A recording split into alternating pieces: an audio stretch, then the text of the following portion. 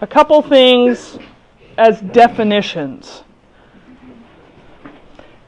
As a reminder, you all will have one page of notes, one page, one side of notes. Again, my recommendation is that you have some of the definitions in here, because particularly in these calculations, the definitions make a big difference. When we're talking about the CAPM, the capital asset pricing model, what does that equation give us? What is the value that's derived through that equation? What does it tell us? Say, Hannah? The expected rate of return on stock? That is correct. The expected rate of return on a stock. So before I think about purchasing some type of stock as an investment, I want to know what's the rate of return on it. Am I going to get 5% per year, 10% per year? And I need to estimate that because I'm doing it in advance. And then at the end of the time, I can measure against that estimation. Within it, we calculate the CAPM. We gather the risk-free rate. We gather the company's risk, which is the metric beta.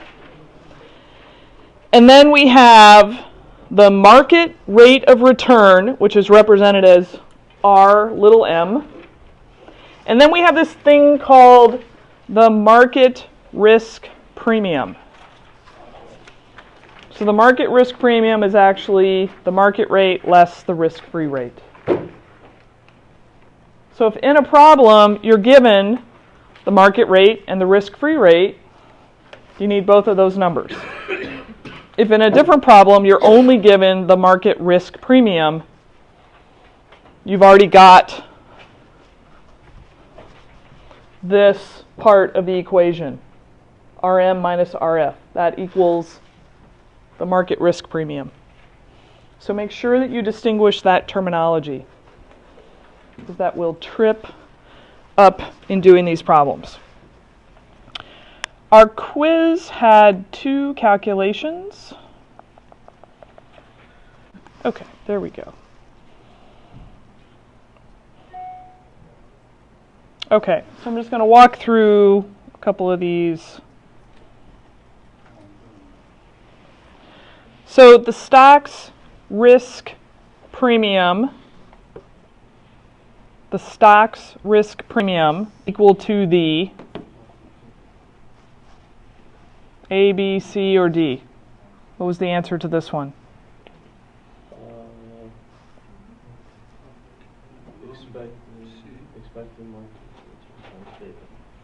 Expected market return times beta or expected market risk premium?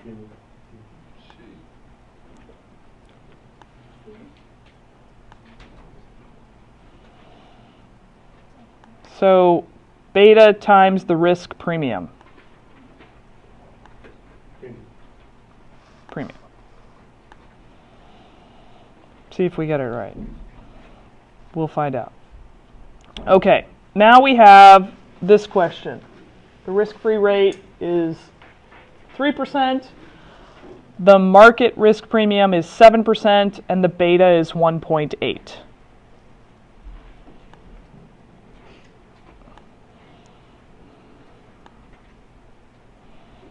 So that's actually this calculation. So the RF right there is 3%. And then the 7% that you're given here is actually the market risk premium. And that should come up with 15.6 when you plug it into that equation. So in this question, you would take the risk-free rate plus beta times the 7%. So there's 2 different terms. There's the market rate of return, and there's the market risk premium.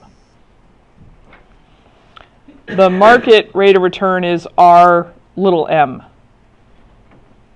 The market risk premium is RM minus RF.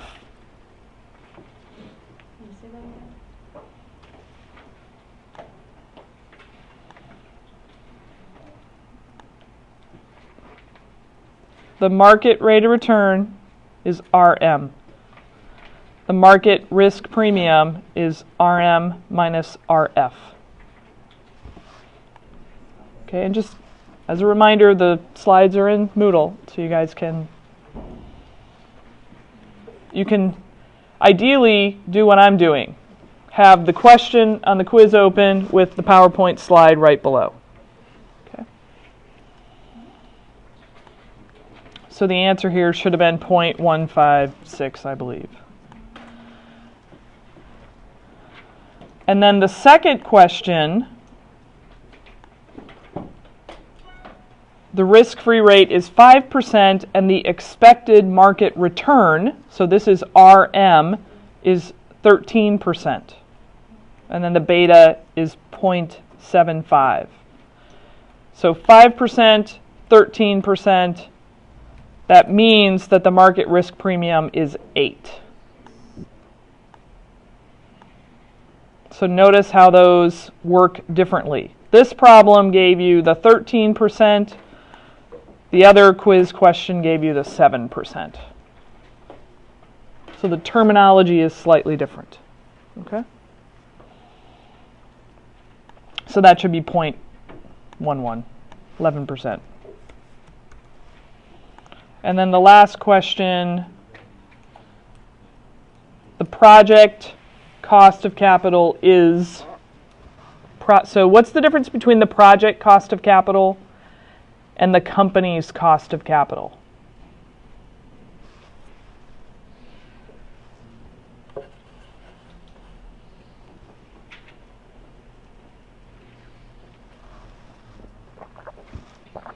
Are they the same? No. Why are they not the same? Why would a project's cost of capital be higher than the company's cost of capital? Because it's just that specific project. Mm-hmm. There might be multiple projects in one company. Yes, so the company is a collection of multiple projects. Any one individual project, it may or may not have the same risk profile as the overall company. So when you guys are thinking about cost of capital, you're thinking about two things. So one is what kind of return is the company, or I should say, what type of cost is the company incurring for their capital? But then on the flip side, what is the risk?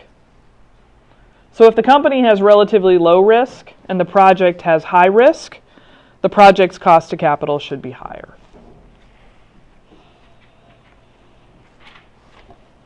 So this would be, the project cost of capital is not necessarily related to the company's cost of capital.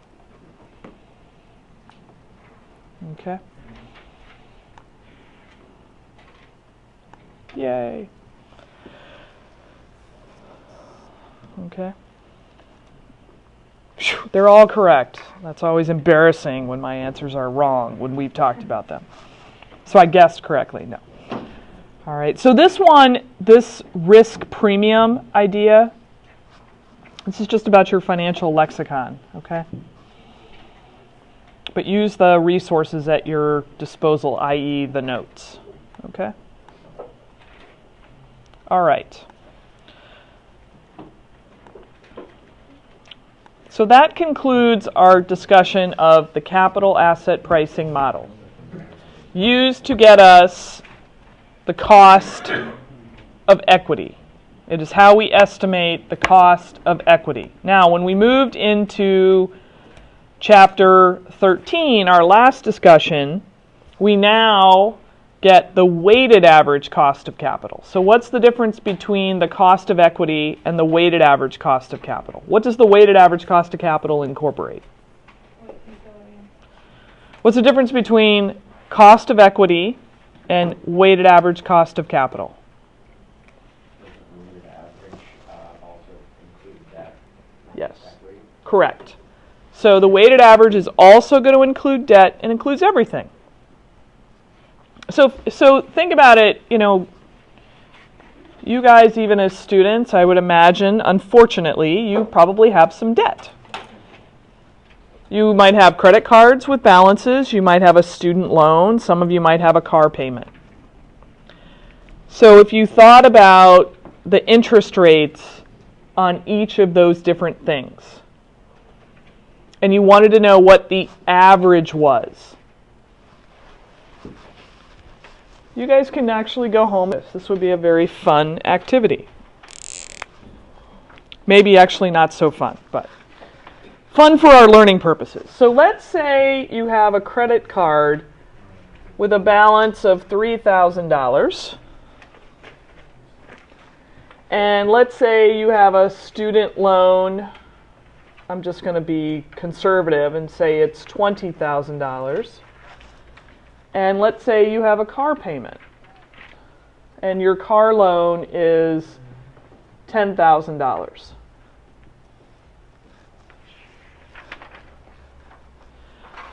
Then let's say that your credit card has a 20% interest, your student loan has 5%, and your car loan is 8%. And we want your weighted average cost of capital. Because these are all, for you guys, sources of capital. So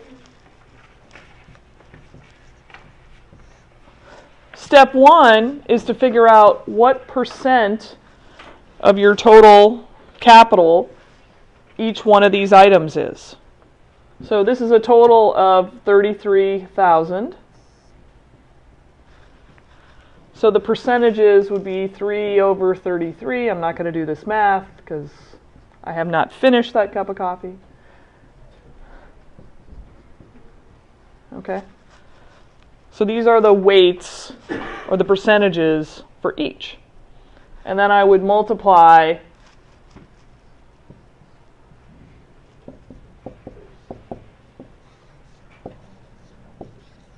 each of those weights or percentages times the interest rate. That's going to give me some amount. And then I will I'll add all three of these together. And that will give me the weighted average cost of capital. Okay? And this is exactly what we're doing with companies. Just the difference with a company is that they have other forms of capital. Besides debt, they have equity. So this is what we reviewed on Monday. This is the spreadsheet approach. Some of you will be motivated to shortcut this. I don't think it's necessary. We excel in this class. Use Excel to its full extent.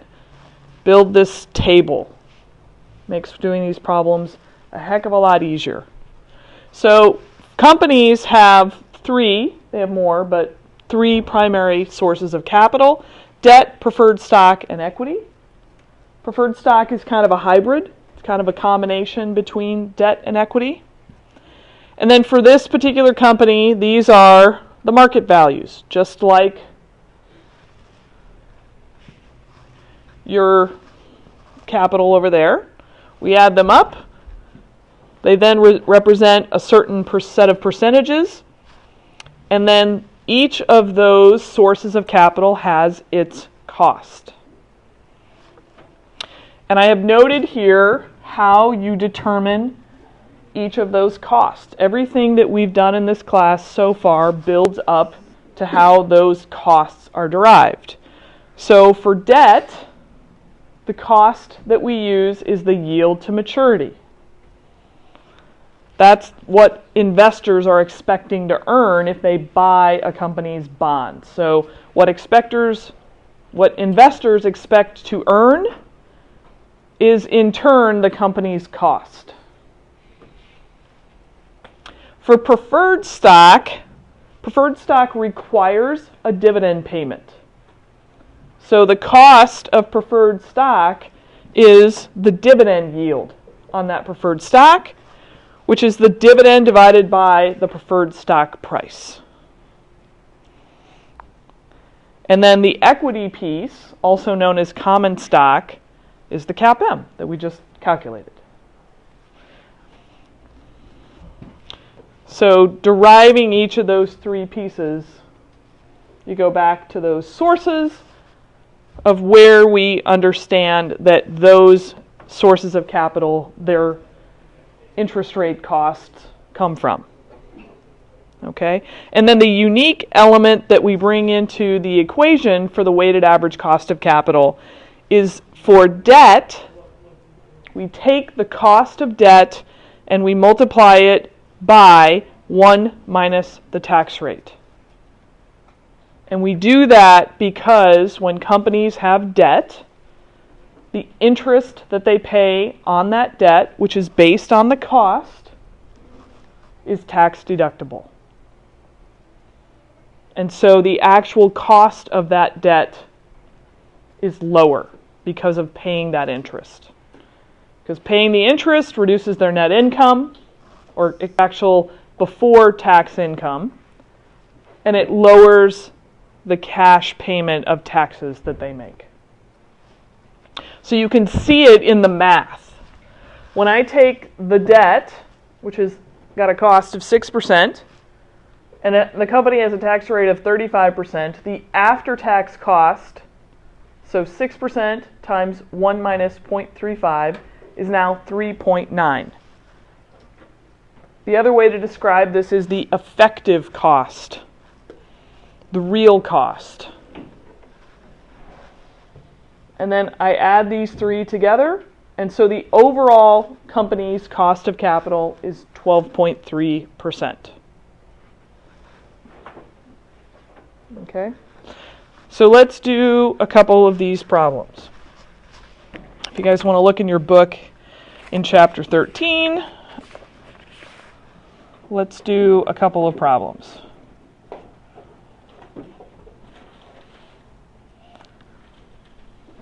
Okay. And I'm going to go out to week 14, and I'm going to use this template that's out there. So in this that says reference WACC, you have this template. Okay, so I'm going to look at number 9. And what I'm going to do is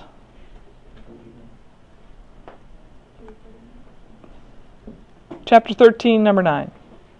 I'm going to clear out these template values. So this is chapter 13, number 9. Okay. Here we have 3 securities, just like this problem: debt, preferred stock, and common stock. The debt has market value of 20 million. I'm just going to enter the 20. The preferred stock has market value of 10 million, and the equity, also known as common stock, equity also equals common stock. If you see those terms, they're the same. It's 50 million. So we have a total value of 80 million of capital. Now, to get the percent value, let me blow this up a little bit. What I will do is I will take the 20 million, divide by 20 million, divided by 80.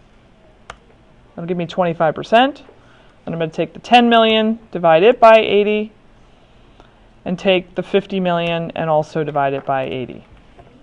And I know that that's right because the total adds up to 100. Then the problem gives me the rate of return for each of these. So the debt is 6, 8, and 12 for the stock. And then the problem tells me that the tax rate right there is 35%. And let me show you, if you're curious, how to calculate these. What I would do if I want to calculate the after-tax cost, I'm going to take the orange column, or the light orange column, times 1 minus the tax rate. And then I typically just copy that down. And then the weighted average cost,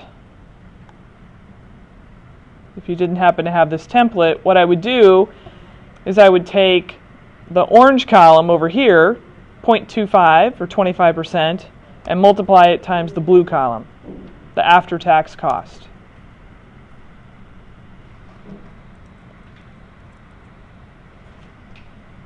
Like so. So this company would have a weighted average cost of capital of 9.5%. Okay?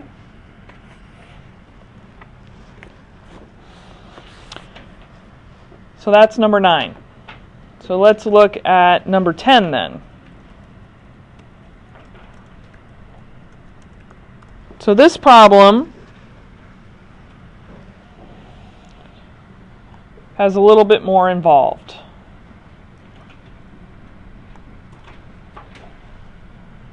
So I'm going to copy my template again.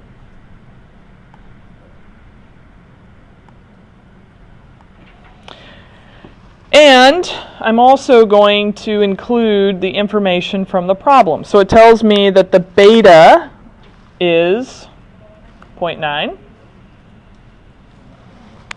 And it tells me that the T-bill is 4%.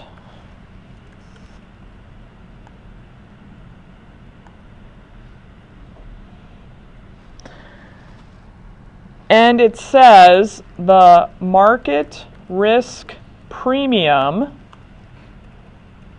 is 8%. So why do I need these numbers? What am I going to do with those numbers?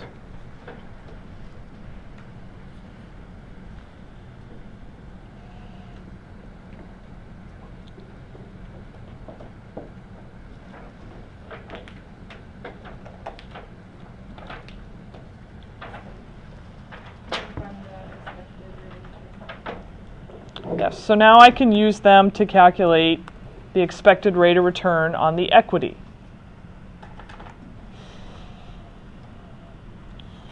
So because I don't like to retype things,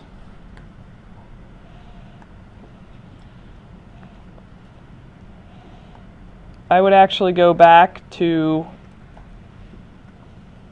my existing template.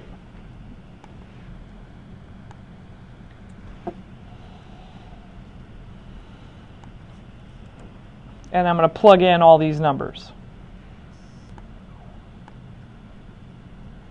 So I have the risk-free rate, which is the T-bill. When you see the Treasury bill, that's the risk-free rate. Why do they use both those terms? Because the Treasury bill is what we call kind of it's the proxy for the risk-free rate. It's kind of like, have you guys ever heard of the McDonald's index? Oh. If you want to know the cost of living or the sort of standard of living in a particular place, go to McDonald's and look at the price of a cheeseburger. If you want to go to New York City, you want to go to San Francisco, you want to go to Omaha, Nebraska, you want to go to London, you want to go to Shanghai, you want to go to Bombay, India, or Mumbai. I don't think Bombay is the name of the city anymore. Anywhere in the world that has a McDonald's, you can figure out how expensive it is by looking at the price of a cheeseburger or a Big Mac. So there are numbers that we look at that kind of represent for us in the marketplace. Well, the Treasury bill is considered the most guaranteed, risk-free financial instrument out there. So we use the Treasury bill. And then I am in this problem the market risk premium. And then I'm given the beta.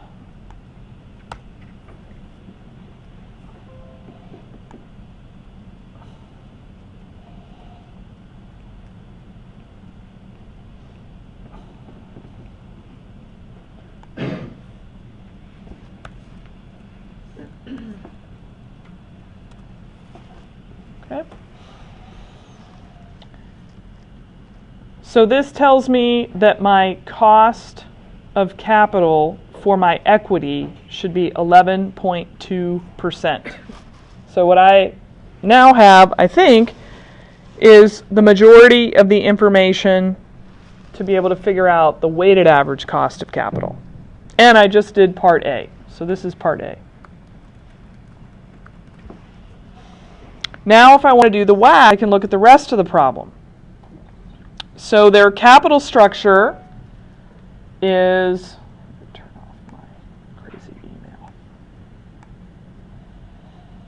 They don't give us the market values, but they give us the percentages. So it's 30% debt, it's 70% equity, they tell us that. And it says that they're paying a 5% interest rate on the debt. And then we just calculated the cost for equity.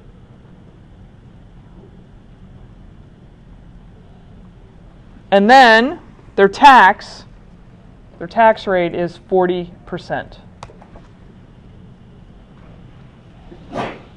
So now I know their weighted average cost of capital should be 8.7%. And when you guys are working on these problems and I see them in your homework, you certainly don't have to use this structure, but I personally feel like it's a lot easier to plug the numbers in than to create these big long formulas. I'm not a big long formula fan.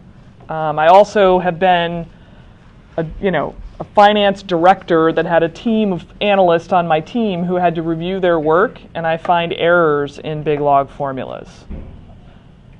So I'm a fan of keeping the numbers and the formulas as simple as possible. So that's why I like this structure. So this is how you will get the weighted average cost of capital. Okay? And again, it's representing entire enterprise with debt and equity. Okay? And then just the final thing, in some of these problems, you're going to be given certain pieces of information. They're going to have different labels, they're going to have different titles. Here you're given the percentages of the capital as opposed to the market values. That's okay. When you have this structure, it also guides you to the information that you have versus what you need. And that's why a lot of us who work in these quantitative disciplines, we use Excel as a tool to help guide our work because frankly, it makes us more efficient and more accurate with what we're doing. So will you use this for the exam? So I won't give you this template, but this one is simple enough that you could build it in an exam. I will give you the bigger template, the bigger kahuna. But in your notes, you should be able to kind of sketch this out and what it should look like. All right. Our concluding topic then for the class, we're going to talk about valuation. So let me show you what we mean by valuation.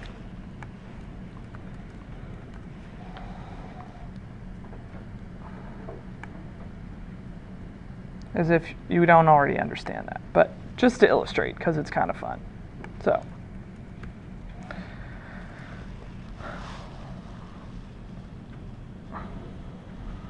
So this is the company we all know probably pretty well, Apple. And if you look at their current financial picture. So this is their trading price right now.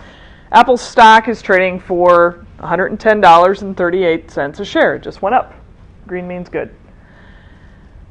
$110, ooh, it just went down, per share. Apple has a certain number of outstanding shares. When you take the number of shares times the share price, you get the value of Apple, the valuation of the company. This is also known as its market capitalization. Right there. $587.98 billion. So if you guys wanted to go make a, takeover bid for Apple, you would need to write a check $587 billion. Because that's what the market says Apple is worth. Helene? It was just shares times price. Shares times price. So outstanding shares times price gives you the market capitalization, and the market capitalization represents the value of that company. All the things that we've kind of talked about, we looked at how the share price is derived. We looked a little bit at, what companies do to improve their share value. Now, think back in the day, thousands of years ago, when Steve Jobs started Apple, and he had to take the company public. They had to put a value on the company. They weren't trading already. They didn't know that the shares would be worth $110. They had to figure out a valuation, right? And also, even publicly traded companies, let's say that the world went insane and Apple and Microsoft decided to merge. That would just be crazy. Then we all know that the world is ending. Exactly. That would be the true sign. That would be so weird. Anyway, so two companies, when they merge, truly behind the scenes, one company buys the other one. So generally, the buying company needs to value the target, and the target values itself because they don't want to get ripped off by the buying company.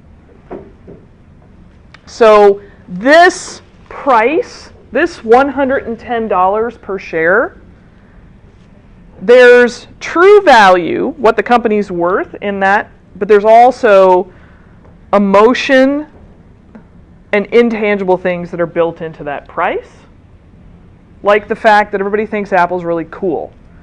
You guys may not be Apple users, but the market thinks it's cool. The market thinks they might be doing some great things, or the opposite could be true. It could be that everybody feels like Apple's sort of stale. There's nothing new that they've really introduced. The watch is not super successful. So maybe that price is actually a little lower than what the company is really worth. Okay, so people who do the valuation of a company, someone who's in equity research, are the kinds of people that determine whether stocks are a good buy.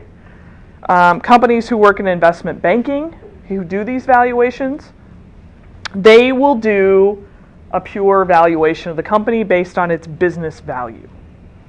And they may come up with a different price per share. Right? And then there's other reasons why we value companies, right? My mom used to work for this small $20 million company, and about every year, a big company called Kimberly-Clark would come and make an offer to buy the company. And the owner of the company never wanted to sell it, but eventually they did. But every time Kimberly-Clark would make an offer, they would value the business. So there's methods in finance that we use to value a business. It's a little easier when the company's publicly traded, but this company my mom worked for, it wasn't publicly traded. It was owned by Paul and his sons. So I'm going to give you guys the just core principles of valuation. Any of you that A, are finance majors, you're going to learn more about this. And B, if you have curiosity, I encourage you guys to take the formerly known as Advanced Finance course that Professor Kaminsky teaches. I think now it's called Financial Statement Analysis, but it gets in details in a lot more depth. So when we talk about valuation, we're either valuing the entire company or we might be doing a division of the company. Any of you guys that like Kraft mac and cheese, you may not be aware of this, but a couple of years ago, the Kraft Corporation split itself into two pieces. So now there's the Kraft Corporation and there's another company called Mondelez. Kraft has all the Kraft branded stuff like mac and cheese and a few other things, and I think Mondelez has all the snacks and like Toblerone and other things. So if you're going to split a company up, you need to figure out what the two pieces are worth. Okay? So that would be what Kraft did when it became Kraft and Mondelez, is it valued a division. To put this valuation together, we can do two things. One is we can value the cash flows. The second is we can do something that we call multiples. We can apply multiples. So here's a really simple multiple.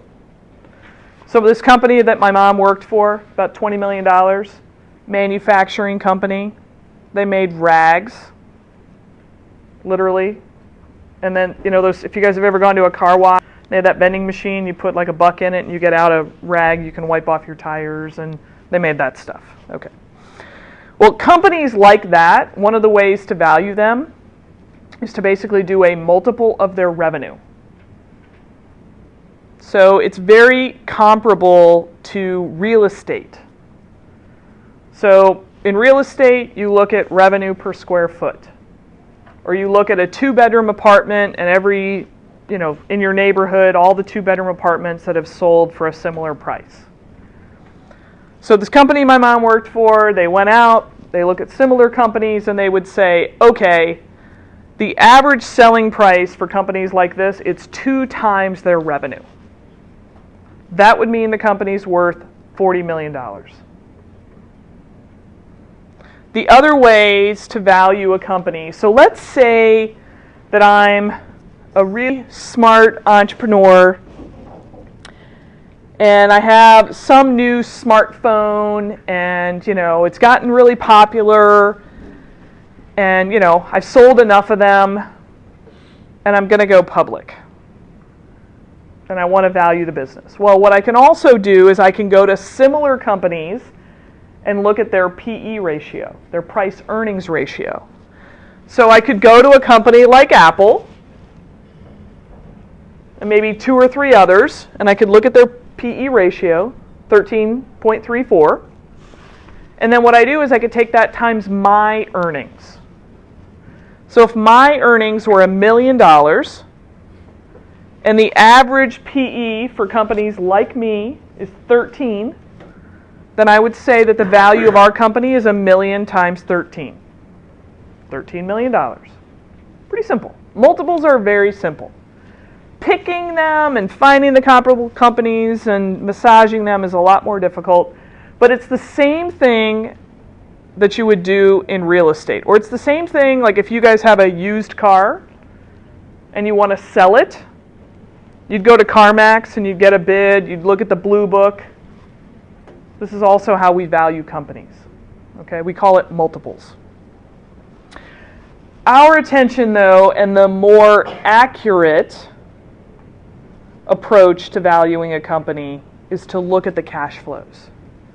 All right, we use multiples as sort of a sanity check, a high-level number, but to really value a company, we have to look at the cash flows. So what I want you to understand is the difference between valuing a project and a company.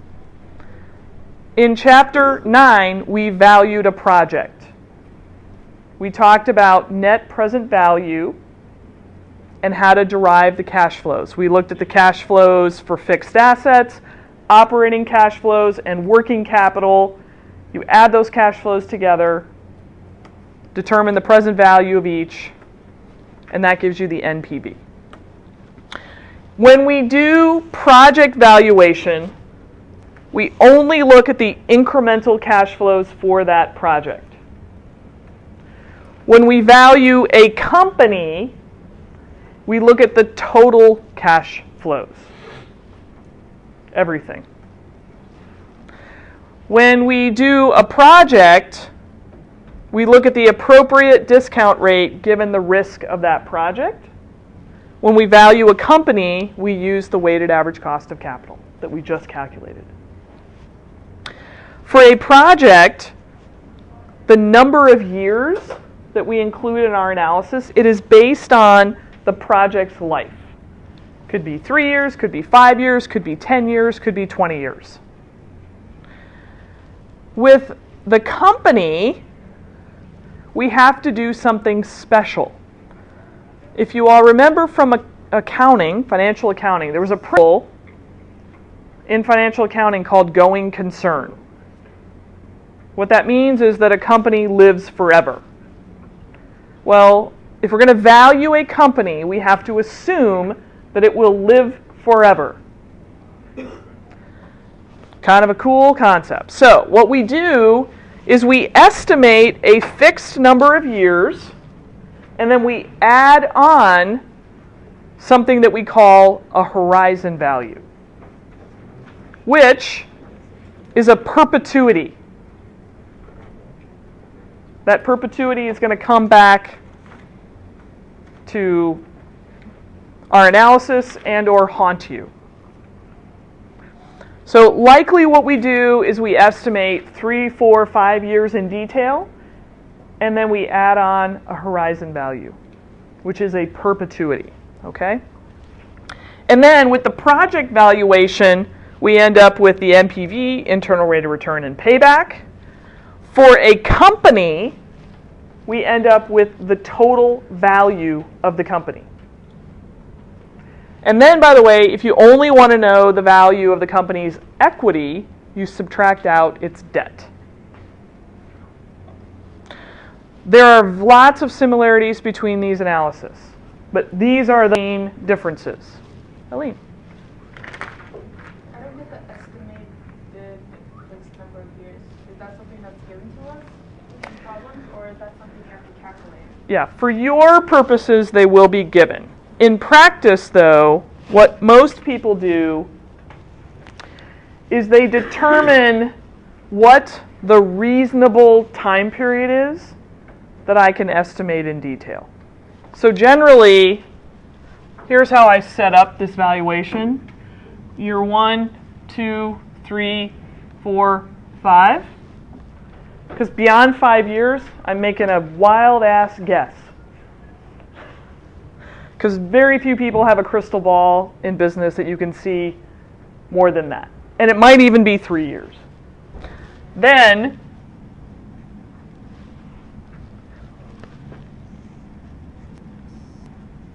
what I do is I grow the 5th year, and then this horizon value is a perpetuity.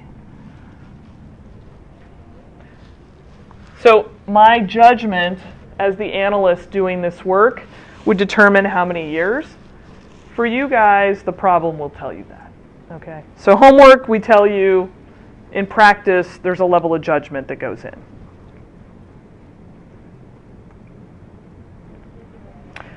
And that's how we set this up.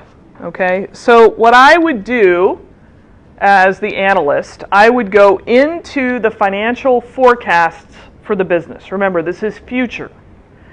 And I would ask, what is the profit of the business that we're expecting over the next 5 to 6 years? So I would get the P&L of the company, sales, costs, the amount of depreciation, and I would calculate profit after tax. When we did our project analysis, this is the equivalent of operating cash flow. And this is the total P&L of the company, not just the incremental. The second thing that I do is just like I did with my project analysis, I get operating cash flow by taking profit after tax and adding in the amount of depreciation. So I have operating cash flow. For the valuation, I also pick up the investment in plant and working capital. I've just kind of shortcutted it, put it in one line. You could separate them. It's the same principle though. What I would do is I would go out and I would forecast for the business what we estimate for the next 5 years to be our investments in fixed assets, working capital. And I would deduct those if they are cash flow out from our operating cash flow.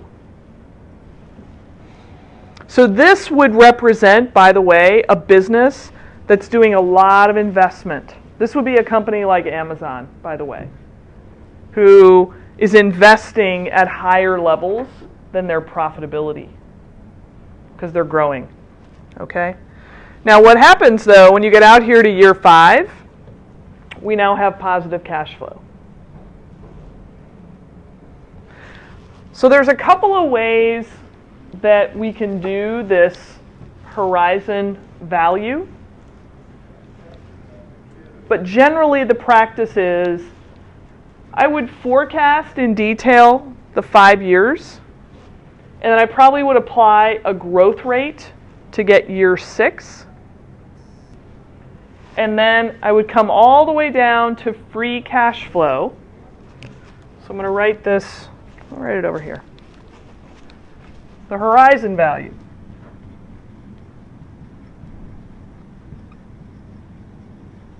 How do you calculate it? You take cash flow and you divide it by R minus G. R represents the WACC. G represents the sustainable growth rate.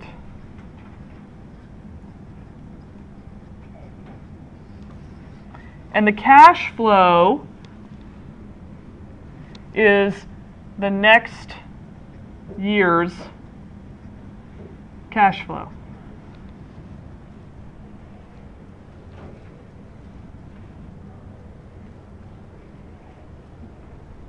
Okay?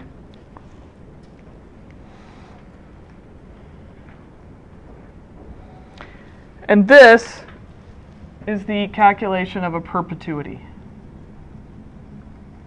So kind of the way that I've done this valuation is, I've done these 5 years in detail, and then I'm adding on this perpetuity. And that gives me the total value of the business. So if you notice, negative cash flow, negative, negative, negative, negative, starts to be positive, but into perpetuity, it's a big positive number. Then to finish the valuation, here's what I do. I take the present value of each of those first 5 years, and then I take the present value of this perpetuity. This is the part that is, in fact, a little bit tricky.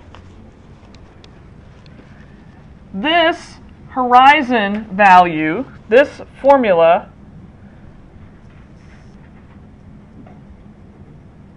it is the value of the perpetuity as of the end of year 5.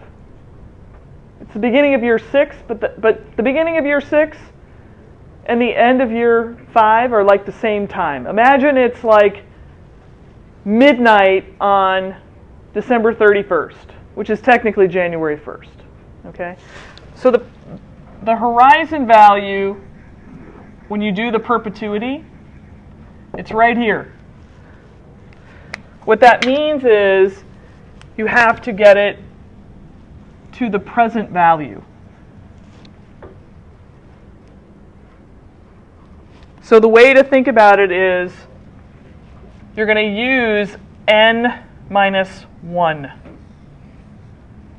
When you do present value and you've got NPER, you take the number, whatever number you calculated that horizon value off, that year number, subtract 1. So it's actually, this is the present value, NPER equal to 5. And then you would add those numbers together, and it would tell you that the value of this business is 1.3 million, let's say, or 1.3 billion. And so if you wanted to go out and buy this company with this forecast of cash flows, you would pay $1.3 billion for it.